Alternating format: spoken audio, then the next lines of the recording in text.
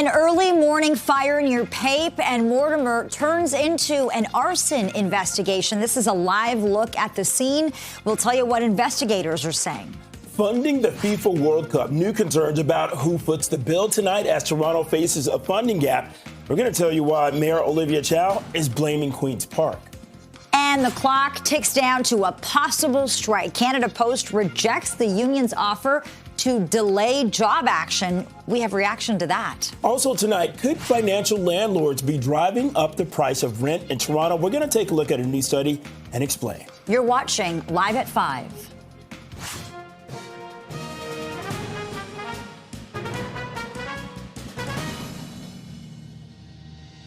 Good evening. I'm Bakari Savage. And I'm Lena Latafat. Thanks for joining us here on Live at 5. Police say an early morning fire near Pape and Mortimer is now being investigated as arson. Let's go live to CP24's crime analyst Steve Ryan for the latest on the investigation. Steve.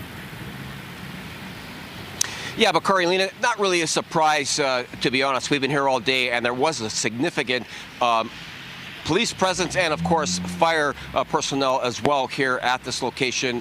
Mortimer and Pape was the location. If I step out of the way, you can see it's this two-story building on the west side of Pape near Mortimer. Fire to tell us that they responded to a two-alarm blaze at 5:30 this morning. They were able to quickly put the fire out before it spread any further, but 3 people were injured and were taken to the hospital for smoke inhalation. Fire investigators have been on scene throughout the day, investigating the cause, origin, and circumstances surrounding the fire. We did see Toronto Police here as well. They've had a large perimeter around the scene, and the forensic identification services were here assisting Toronto Fire. And we did hear from police about 45 minutes ago that this is now considered an arson. Police say that 3 suspects entered the lower half of this building at about 5:20 this morning. They were wearing dark clothing. And it is believed that these 3 suspects set this building on fire before fleeing. So now the police are actively looking for the 3 suspects as Toronto Fire and most likely Ontario Fire Marshal's office investigate this arson. We did hear from the acting deputy fire chief earlier on today, and here is some of what he said. Let's listen. There's significant damage on the first floor. There's significant smoke damage on the second floor. So, we'll have to determine, the extent of it once we get in and do the investigation. The deputy fire chief said to us earlier that this scene will most likely be held for 12 to 24 hours. And now that it is a confirmed arson, this is a large crime scene. So this will be an active investigation going forward for the next little while anyways. I'll send it back to you guys. Area of Pape and Mortimer, CP24's crime analyst Steve Ryan. Thanks, Steve. It's now 5:03. Let's get a check on the evening commute with CP24's traffic specialist Adjoa Nsia-Yabois. Good evening, Adj. Okay, so we're going to check on traffic shortly. But first, we have to talk about this. Canada Post has issued a new set of offers to the union representing postal workers. This as the clock ticks down to a possible strike. But the Crown Corporation is rejecting the union's 2-week extension offer. For the latest on the labor dispute, we go live to CP24's Arda Zakarian at the Canada Post Depot on Progress Avenue. This could impact a lot of people, and the pressure is certainly on, Arda. That's right. So this means if the union doesn't accept this new offer, doesn't take it to their members, they don't get to vote on it and ratify it within the next day. So we're talking they really have one day, Thursday, to do it. Friday morning at midnight, a strike will go ahead. Here's more from Canada Post spokesperson John Hamilton and president of Toronto Local Canadian Union of Postal Workers, Mark Lubinsky. We have been negotiating for 2 years. We had a 32-day strike. We've just had a 5-month pause as we went through the Industrial Inquiry Commission, and the collective agreements are about to expire. So, CUPW has put out their strike notice, and what they want to do is up to them. But I think what everyone's looking for, our employees, customers, Canadians, is certainty. And the only certainty is going to come from negotiated agreements. The whole lifestyle, the whole work of the letter carrier will be changed. I don't think it's going to work. Canada Post relied on the Kaplan report. The government relied on the Kaplan report. We knew this was going to happen. Nothing has changed from day one other than that they actually gave an offer to us. And the fact that they don't want to wait another 2 weeks for us to evaluate it, to see if it's ratifiable by the membership. It's not going to be done tomorrow, but Canada Post thinks everything's going to be done tomorrow, but they've taken months and months and years to even give us this global offer. So what's in this offer? There is a wage increase. We're talking 13.59% over 4 years. The first year, they're going to get a 6% increase, and then 4% the following year. Third year, 2%, and then the fourth year, another 2%. It also proposes 6 personal days to be locked into the next collective agreement, and a better income replacement for those on short-term disability. But what hasn't changed in this offer is the ability for Canada Post to hire part-time workers to do weekend delivery service. Currently, the Canada Post employees do that. The full-time employees do that on weekends, and they get overtime pay for it. So they say they need that in order to be competitive. We know that Canada Post is in a dire condition. Since 2008, they've lost $3 billion. Last year, the Canadian government gave them $1 billion as a repayable amount so that they don't go into insolvency. So, and a recent report has come out as well, saying that Canada Post is in an existential crisis. So we'll see what happens. All our eyes are on this union deal. If it does go through, we'll see. We'll get more answers tomorrow, whether or not Canada Post goes on strike. Back to you. And just as you were reporting, Art, I got an email from my bank notifying me and all of its customers about a potential Canada Post service disruption. So this is really going to impact people all over the country, and companies have to prepare for that. Arta, thank you. It's now 5:06, 10 degrees, feeling like it as well. But today's been all about the rain, and that certainly impacted the drive. No one knows that better than our Adjoa and Siayabois. It's still pretty soggy out there, eh, Adj? Very, very soggy if you're making your way out. You know, it's going to take you a while if you're headed out this hour. And in the mix, rain and problems. So we have these issues really slowing down the drive on the northbound lanes of the Don Valley Parkway. This is just north of Don Mills. It's the 2 left lanes that are blocked with this collision. Emergency crews on scene. Only that right lane continues to squeeze by. So if you're headed north on the Don Valley Parkway, look at that backlog. It does extend off the Gardner up towards the scene. I would suggest using the Bayview extension. It's moving a little bit better, but all the routes are slow because of the rain. Gardner westbound really jammed exiting the downtown core, starting from Parliament, pretty much past York Bay Yonge to Parkland. But we had some problems just through Spadina that did all clear. And if your travels take you onto the 401 through Trafalgar, starting to thin out. But we had a collision in the 2 right lanes in the Express. Just watch that problem clear as well. On city streets, a collision blocking lanes on Rathburn, just west of Mavis. Also a collision blocking lanes on Midland and Ellesmere. I'll send it back to you both. This CP24 traffic report is brought to you by 407 ETR. Enjoy the journey with a stress-free commute.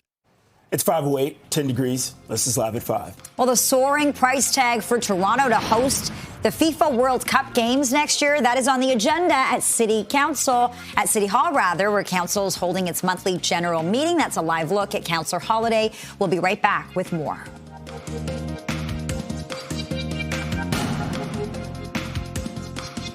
The Ford government says it will not budge on its previous commitment to Toronto when it comes to hosting the FIFA World Cup.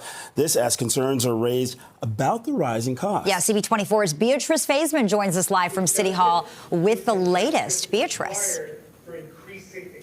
Lena Bakari, it's been a long day here in City Council chambers. They are still going, and guess what? They have still not gotten to the FIFA item on the agenda. It's a couple of day meeting, by the way. It could very well be pushed to tomorrow. It was supposed to be on the agenda this afternoon, but the reality is there's grave concern here from city councillors about the ballooning cost of the FIFA World Cup coming to the city next year, 6 games being hosted by the city, and concerns that there's now a $40 million gap that the city might have to cover. The finance minister of the province today saying the province is committing $97 million and not a penny more. Here's more from Peter Bethlen-Falvey.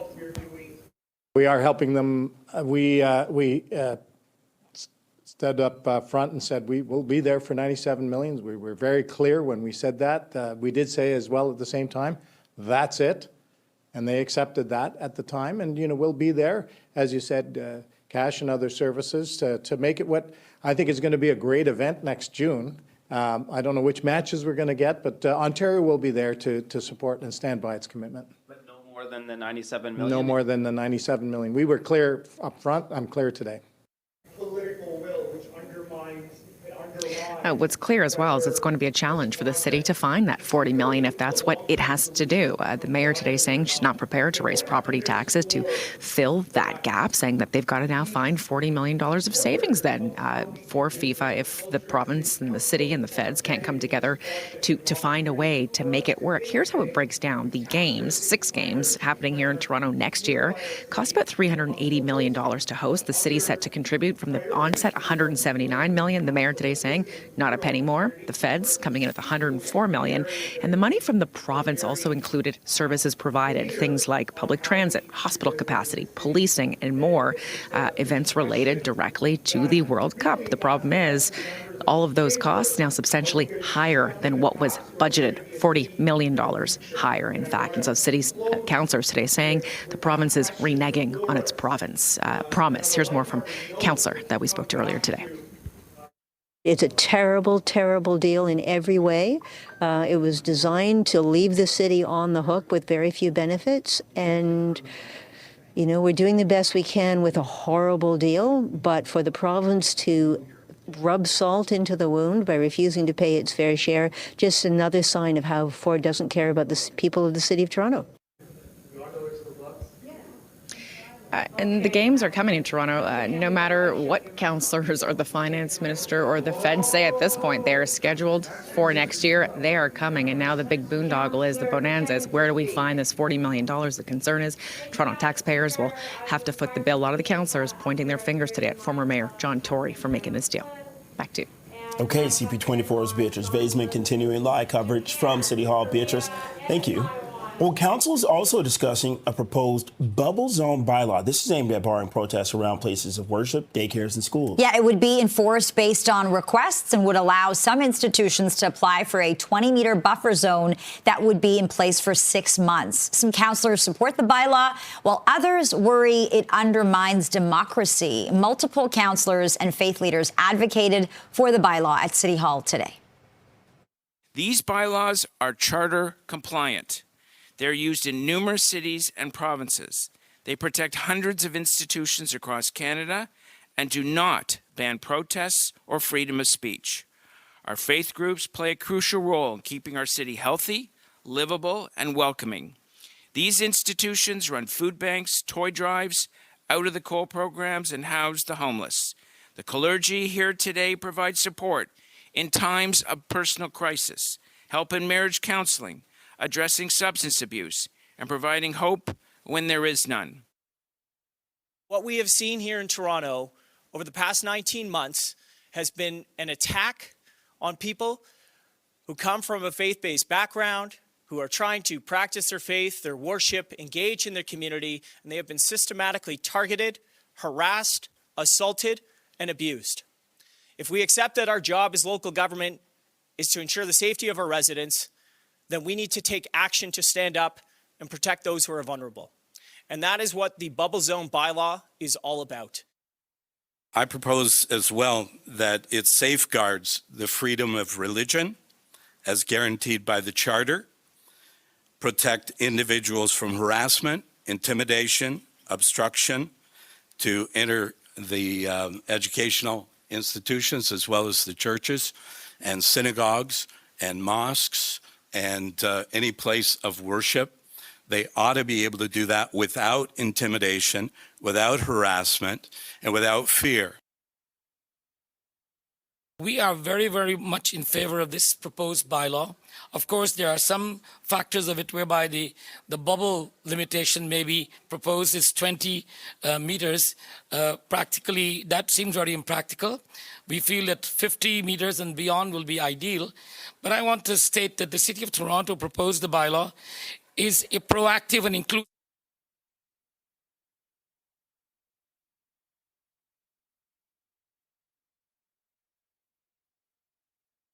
A place of worship is a place where people come to connect, to find strength, to find peace, and to just find a home.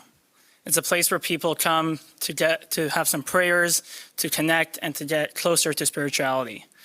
No matter what religion, no matter what place of worship, It's always a place for people to come and just find a place to be peaceful and at home. If passed, the new bylaw would take effect on July 2nd. Anybody violating it could be fined up to $5,000. Right now it's 10 degrees, 5:16. This is Live at 5. Coming up, we'll take a look at a new study that finds so-called financial landlords are to blame for driving up the cost of rent in Toronto.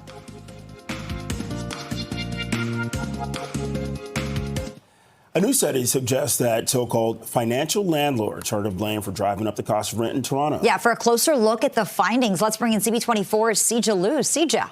Lena Bakari, we're getting this new information from a study out of the University of Waterloo. They are blaming financial landlords for the rising rent prices in Toronto. These are corporations like private equity managers, equity firms, asset managers, real estate investment trusts. Researchers say they have been buying up buildings in the city for decades, turning them into investment products, raising the rents and making communities less affordable for people. They found these financial landlords charge monthly rents that are 44% higher than the typical neighborhood price. That's around $670 more on average per month. They also say these corporations increase rents more sharply in areas that have low-income housing and racialized people. The researchers came to this conclusion after combining data from a range of sources and examined rent prices in Toronto by property, landlord, and landlord types. Here's more from one of the lead researchers of the study. These types of companies often say if we could only build more, housing would become more affordable. But we're not actually seeing this happen. We're seeing that when big companies build new rental housing, they charge top of the market prices. And when they acquire existing rental housing, which is mostly what these companies do, they buy up existing apartments. Their business strategy is to raise those rents to the max and to consistently do that in a systematic way. And that is systematically making housing less affordable. As for solutions, the researchers say they would like to see more social housing being built, regulate rental prices, and also expand tenant protection laws. They say ultimately, the more these financial firms buy up, the less affordable Toronto and cities will be. And they say this is not just a Toronto problem. This is something that is happening all across the country. But Lena and Bakari, they're also supporting any financial groups. Any advocates are asking the government to rein in on these financial firms. Back to you. All right. Sija Liu reporting live from our newsroom tonight. Sija, thanks so much. Finance Minister François-Philippe Champagne welcomed his G7 counterparts to Banff this morning. Top economic officials are gathering for closed-door discussions on a range of items, including U.S. tariffs, which has many nations reconsidering their trading relationships. U.S. Treasury Secretary Scott Bessent is attending and plans to use the meeting to discuss the need to address global economic imbalances and non-market practices. A continued support for Ukraine is also believed to be on the agenda, along with finance ministers. The heads of the International Monetary Fund, IMF, World Bank, and Organization for Economic Cooperation and Development are at the table. So the gathering comes ahead of next month's G7 Leaders Summit, which is also in Alberta. Well, a major landslide has swept away a home and a road north of Quebec City. Look at this stunning drone footage showing the scale of the landslide in Saint-Monique, which is believed to be more than 300 meters long and 100 meters wide. What remains of a home can be seen in the center of the crater, but officials say that no one was inside. 3 surrounding homes have been evacuated over concerns that the landslide could grow. It is 5:22, 10 degrees. You're watching Live at 5. And coming up, we're following some breaking news from the sports world. Canadian Shai Gilgeous-Alexander has reportedly won the NBA's Most Valuable Player award. Stay with us.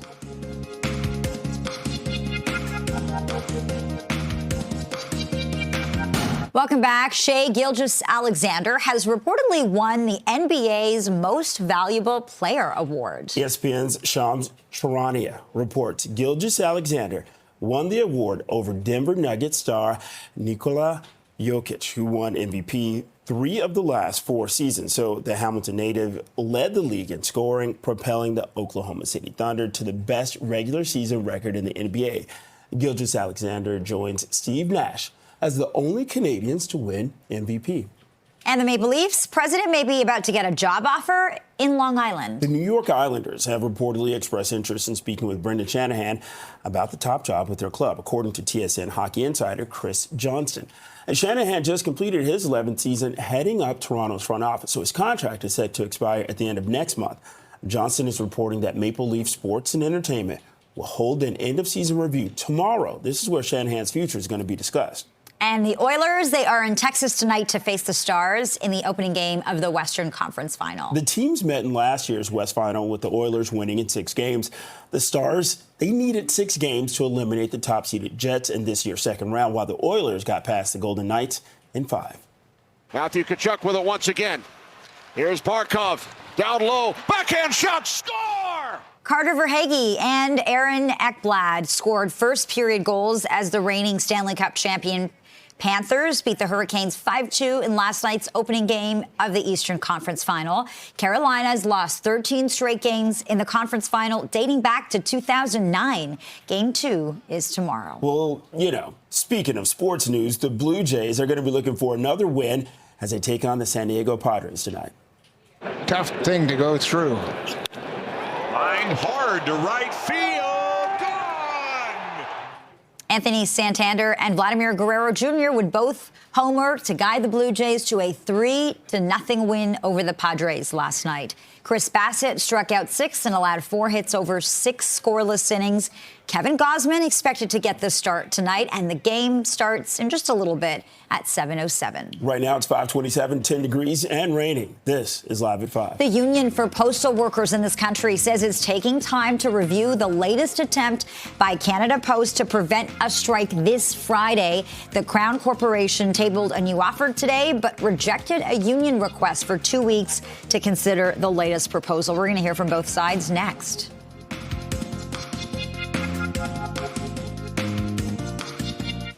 An early morning fire near Pape and Mortimer turns into an arson investigation. Here's a live look at the scene. We're going to have an update for you coming up. And funding the FIFA World Cup. New concerns about who foots the bill tonight as Toronto faces a funding gap. We'll tell you why Olivia Chow is blaming Queen's Park. And the clock winds down to a possible strike. Canada Post rejects the union's offer to delay job action. We have reaction. Also tonight, could financial landlords be driving up rent prices in Toronto? We're going to take a look at a new study and explain. This is Live at 5.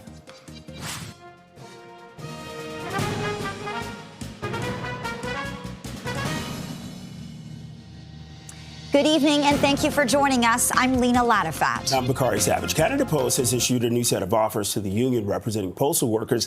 This as the clock ticks down to a possible strike. But the Crown Corporation is rejecting the union's 2-week extension offer for the latest on the labor dispute. We go live to CP24's Arda Zakarian at the Canada Post Depot on Progress Avenue. Arda.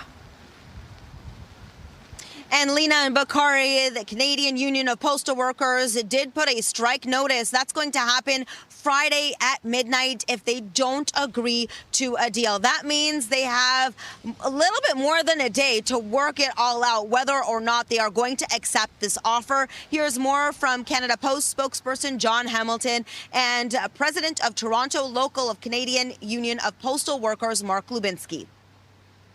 It's the mismanagement of the investment of $1 billion in a new plant that was not necessary, that doesn't have any mail to be running. We heard about 50 managers being fired. Only 50?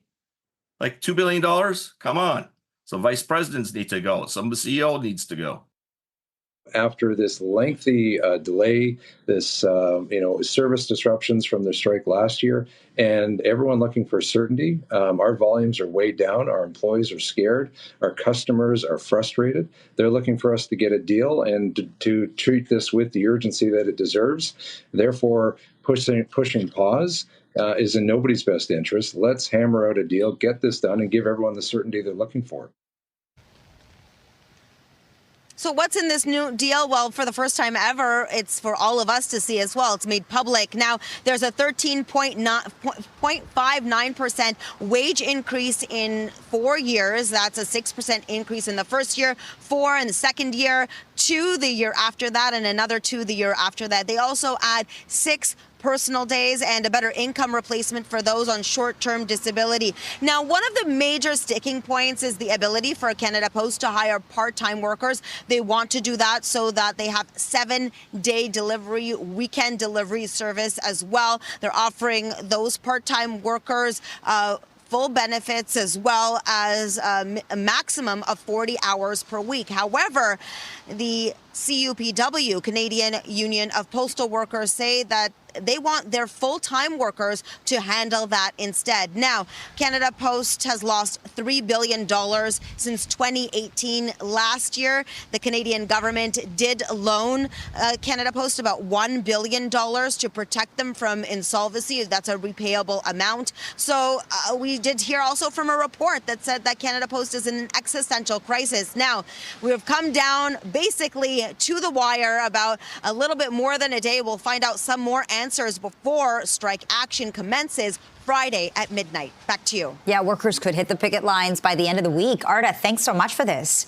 In other news, police say an early morning fire near Pape and Mortimer is now being investigated as arson. Right now, let's go live to CP24's crime analyst Steve Ryan for the latest. Steve. Yeah, Bakari, Toronto Fire responded to a 2-alarm fire at this location here, Pape near Mortimer, at 5:30 this morning. You can see the building behind me. It's a 2-story building. We're told it's a community club on the main floor, and then there's apartments on the second floor. Now, Toronto Fire did some great work today. They were able to put this fire out rather quickly before it spread and caused any more damage. But as you can see, there is significant damage done to this building. So we heard from the deputy fire chief earlier today, and he said that his crews were investigating the cause, origin, and circumstances of the fire, and they didn't know whether or not this was intentionally set or not. Well, throughout the day, fire has remained on scene. Toronto Police have been here, and they continue to be here with a large crime scene.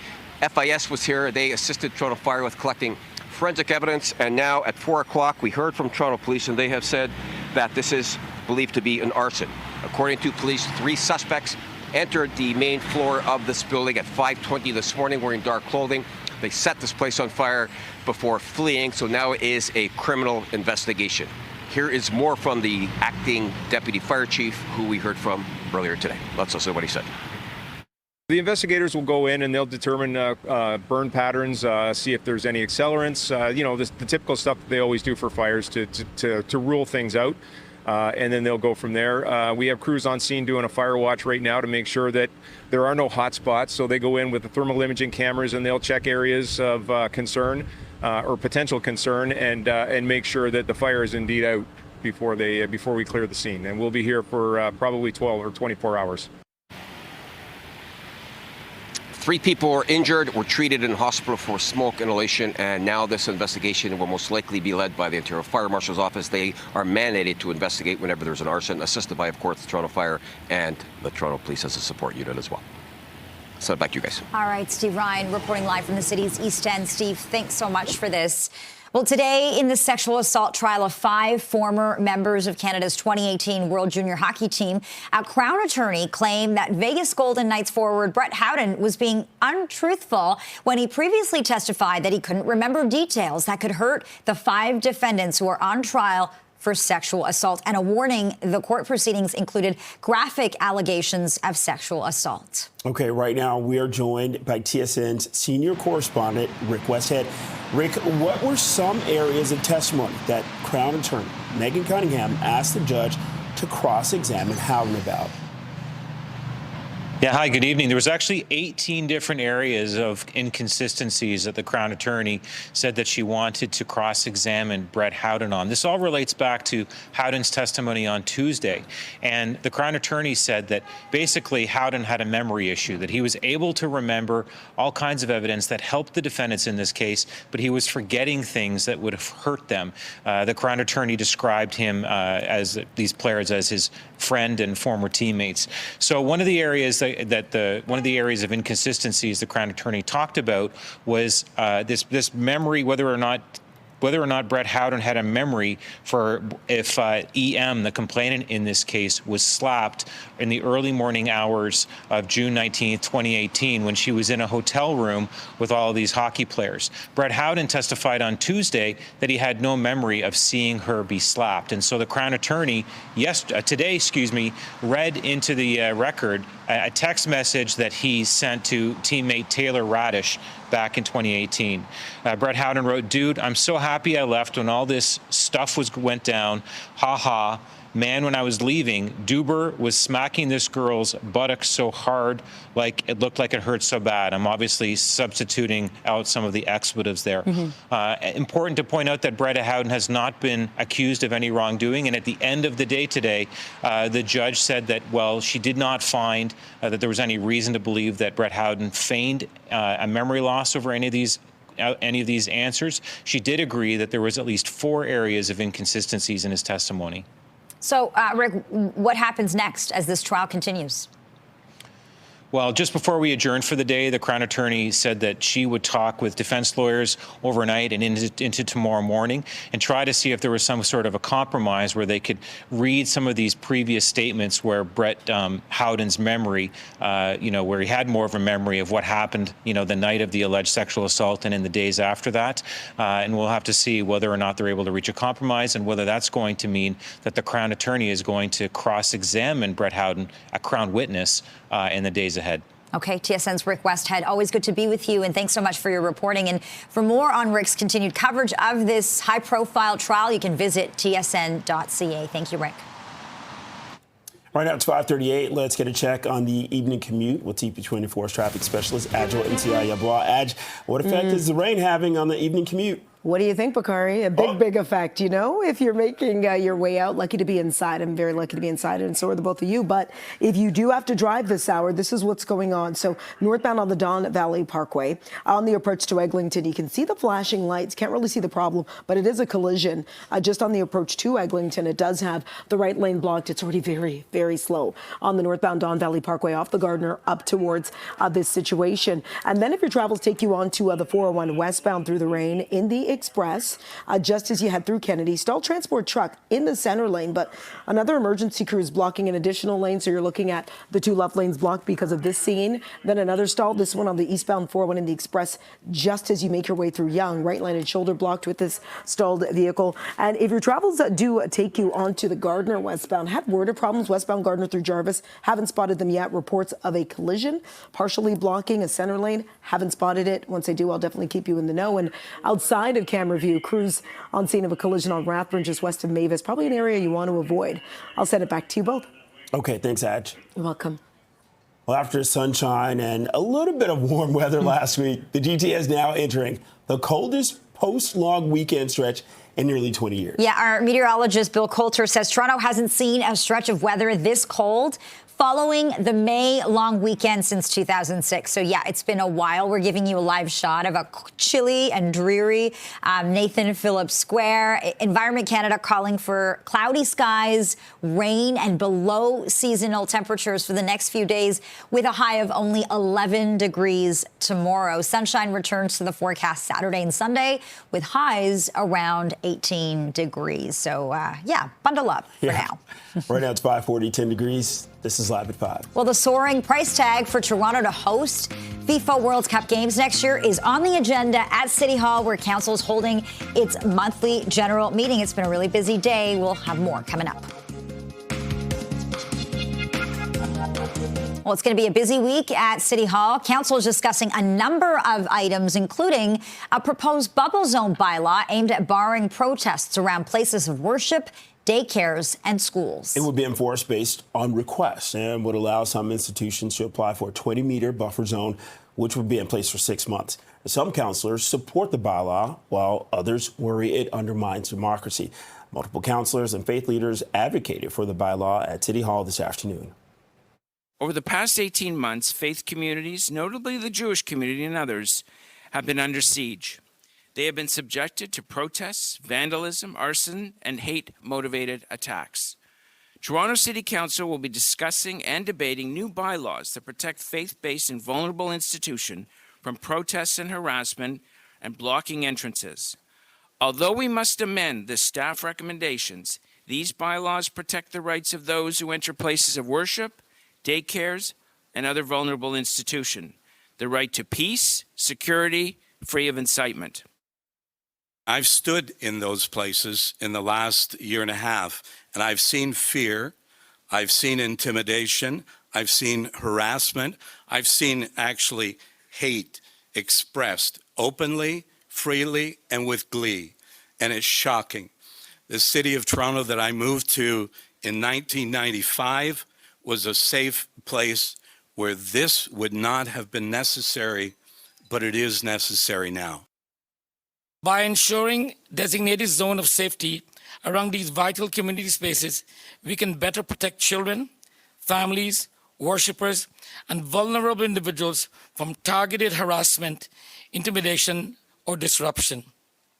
While freedom of expression is a foundational Canadian right, it must be exercised responsibly and without compromising the safety and dignity of others. I don't recognize Toronto at all. We need to protect, most especially the Jewish community who are subject to threats and to the hate speech. So I'm standing with them, and I hope that you do too. If passed, the new bylaw would take effect on July 2nd. Anybody violating it could be fined up to $5,000. Well, the Ford government says that it will not budge on its previous commitment to Toronto when it comes to hosting the FIFA World Cup, as concerns are raised about the rising costs. CP24's Beatrice Faisman joins us live from City Hall with the latest. There's been a lot of talk about a provincial clawback. What is that about, Beatrice?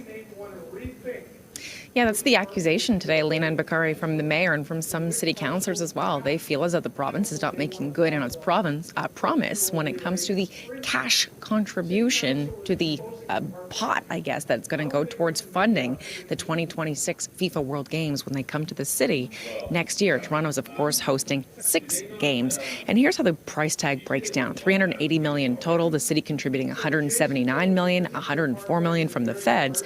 And there was a $97 million promise made from the province. That includes services, things like public transit, hospital capacity, policing associated with the FIFA World Cup games. The problem is, city staff report now saying that all of those services come at a substantially higher price tag than what was originally budgeted, costing some $40 million. And so again, it reduces the province's cash contribution to the event and increases the city's funding gap. And so today, Mayor Olivia Chow is saying she's worried. She's worried about how Toronto is going to pay for this, saying either of the FIFA World Cup's budget is going to have to be lowered, or Toronto and the province and the feds are going to have to come together to find a solution here. Why? She says the city cannot afford to pay a penny more than the $179 million it had planned to pay. And so here's reaction from the mayor, and you'll hear from Councillor Burnside as well. The city cannot afford to pay more than what it can pay now. It's $178 million that the city of Toronto already saddled with. With an additional $40 million, you know that each 40 plus million is 1% tax increase. I am not going to increase the budget any more than the $178 million that we put aside. We can't go and find any more cash. The whole idea was to showcase the city. What are we going to actually be showcasing? Are we just going to embarrass ourselves? And I think that's what this is boiling down to. You know, quite frankly, if you go around the city, drive, walk, whatever mode of transportation you want to take, it's a mess. We have a lot of cleaning up to do. Just on the basics, everything is a mess. We don't seem to even have the money to do that. I'm quite concerned about what we'll actually be showcasing, full budget or not. As for the province, we heard from the Ontario Finance Minister today, Peter Bethlenfalvy, who says its piece of the pie is clear from the beginning, $97 million, and says that's what it's sticking to, including cash and other services, not a penny more. And so the question now is, when the bill comes next year, in time to host these 6 games that are set to bring lots of tourists to the city of Toronto, who is going to foot that bill? And how? By the way, this topic has not been discussed yet on council floor. It might very well at this hour now be pushed till tomorrow. Back to you guys. It's been a busy day. Beatrice Faisman live from City Council chambers. Thanks, B. 548, 10 degrees. You're watching Live at 5. Well, coming up, we'll take a look at a new study that finds so-called financial landlords are to blame for driving up the cost of rent in Toronto.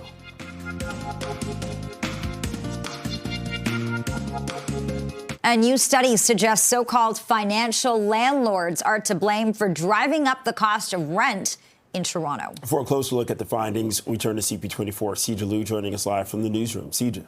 Lena Bakari, this is information coming out of a new study from the University of Waterloo. They are blaming financial landlords for rising the rent prices in Toronto. These are corporations like real estate investment firms, private equity firms, asset managers. They say these corporations have been buying up buildings for decades, turning them into investment products, raising the rents, which makes communities less affordable. They found these financial landlords charge monthly rents that are 44% higher than the typical neighborhood price. It equates to around $670 more per month on average, which is a lot higher than other landlords. For example, single property owners usually charge 22% more a month, while nonprofits charge 1% less than the average rent. They also say these corporations increase rents more sharply in areas that have low income or racialized people. They came to this conclusion after researchers combined data from a number of sources and examined rents in Toronto by property, landlord, and landlord type. Here's more from one of the lead researchers of the project on their findings. These types of companies often say if we could only build more, housing would become more affordable. But we're not actually seeing this happen. We're seeing that when big companies build new rental housing, they charge top of the market prices. And when they acquire existing rental housing, which is mostly what these companies do, they buy up existing apartments. Their business strategy is to raise those rents to the max and to consistently do that in a systematic way. And that is systematically making housing less affordable. And the researchers also say these corporations bought up most of the apartments in Toronto last year, and that the more property they have, the less affordable housing will be for most people. So what's the solution here? Well, the researchers say they would like to see rental housing regulated, as well as tenant protection and building more social housing. They're also backing up community groups that are advocating for governments to do more to rein in financial firms. But Lena Bakari, they say their research is the first time you're getting actual information that says financial firms are behind a big reason of why rents are so high in Toronto. Okay, with the price of rent, CP24, Sija Liu joining us live from the newsroom. Thanks, Sija. Well, it's 5:54, 10 degrees. This is Live at 5. Well, a live-action version of Lilo and Stitch is hitting the big screen this Friday. Coming up, our Jian Lee spoke to some of the stars. He escaped. He's trying to find the police cruisers. Shai Gilgeous-Alexander has reportedly won the NBA's Most Valuable Player award. ESPN's Shams Charania reporting Gilgeous-Alexander won the award over Denver Nuggets star Nikola Jokic, who won MVP 3 of the last 4 seasons. The Hamilton native led the league in scoring, propelling the Oklahoma City Thunder to the best regular season record in the NBA. He joins Steve Nash as the only Canadians to win MVP. It's a pretty big deal. And a familiar face is returning to the big screen. We have apprehended a dangerous experiment. Where is he? A live-action reimagining of Disney's 2002 animated classic Lilo and Stitch is the widely funny and touching story of a lonely Hawaiian girl and the fugitive alien who helps to mend her broken family. Our Jian Lee sat down with some of the cast today. Being born and raised there, I was so worried we were going to shoot in a soundstage in Atlanta, like some other Polynesian stories with virtual production, which I love. But love you, Atlanta, but yeah, but I mean, you want to be there. It's like the islands are another character in the film, and there's something that you just feel when you're in Hawaii, and the trees look different, and everything. Our cadence of speech. That's what I loved. Infusing in the first movie is the pidgin English. If you go to Hawaii, people from Hawaii talk kind of like this. And this is the kind of imperceptible stuff that you feel when you're in the actual place. It's really wonderful. I wasn't really involved with the original. My children were didn't really appreciate it at the time. They were little. So, but now that they're older, we saw a screening they did a screening for me, and they really. My daughter came to the premiere. My son saw the screening, so they're very appreciative, very, very, very excited. Lilo and Stitch hits theaters this Friday.